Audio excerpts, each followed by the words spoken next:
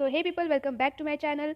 मैं आप लोग के लिए जो नेक्स्ट अगला टॉपिक था आपका 5 किंगडम क्लासिफिकेशन, बेसिकली जो chapter number 2 class 11 biological classification का है।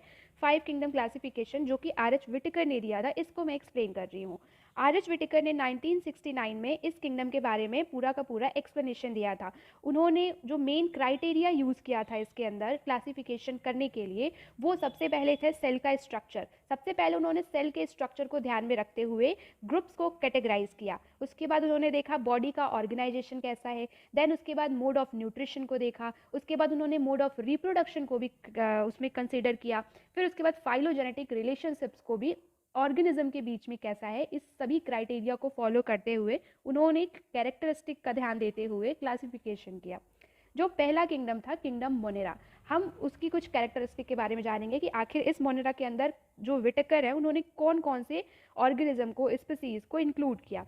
किंगडम मोनेरा जो है प्रोकैरियोटिक और यूनिसेलुलर ऑर्गेनिज्म का पूरा ग्रुप है।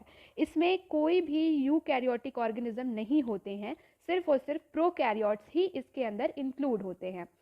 जैसे कि बैक्टीरिया सबसे बड़ा मेंबर है किंगडम मोनेरा का। अगर हम इस मोनेरा में अगर कोई चीज़ को हम स्टडी करेंगे तो सबसे ज़्यादा बैक्टीरिया के बारे में ही पढ़ेंगे।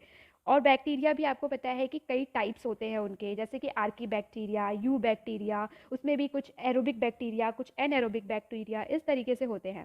तो ऑल ओवर अगर आप छोटा छोटा जो समरी की तरह से समझो कि मोनेरा किंगडम क्या है, तो मोनेरा के अंदर प्रोकैरियोटिक ऑर्गेनिज्म है।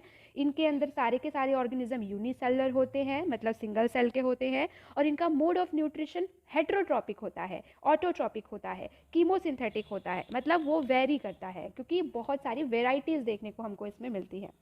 सेकेंड जो किंगडम आता है वो है प्रोटिस्टा। प्रोटिस्टा में हम सिर्फ और सिर्फ यूकैरियोटिक ऑर्गेनिज्म को इंक्लूड करते हैं।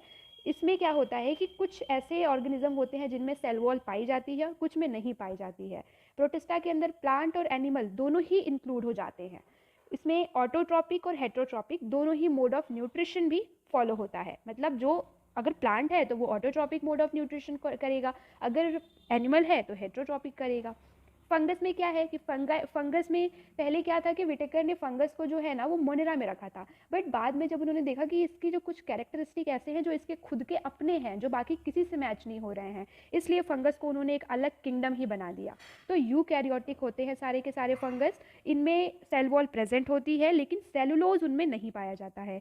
इनका जो मोड ऑफ न्यूट्रिशन होता है वो हेट्रोट्रॉपिक होता है।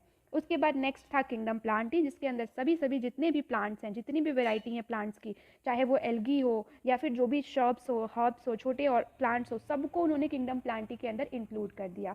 एनिमीलिया के अंदर उन्होंने जितने भी ऑर्गेनिज्म हैं, एनिमल्स हैं, वो चाहे एक माइक्रो एनिमल है या बड़ा है, वो सभी को उन्होंने इस एनिमीलिया किंगडम के अंदर इंक्लूड कर दिया। तो यही था पूरा का पूरा 5 किंगडम क्लासिफिकेशन जो कि विटेकर ने दिया था।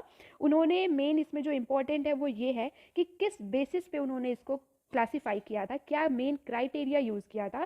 तो ये 5 क्राइटेरिया सबसे इंपॉर्टेंट हैं। सेल के टाइप देखा था उन्होंने, सेल वॉल देखा था, न्यूक्लियर मेम्ब्रेन कैसी है, किसमें प्रेजेंट है, किसमें एब्सेंट है, ये चीज़ देखी थी, बॉडी का ऑर्गेनाइजेशन देखा था, और मोड ऑफ न्यूट्रिशन देखा था।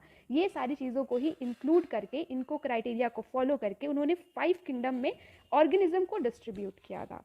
So that's it for this video.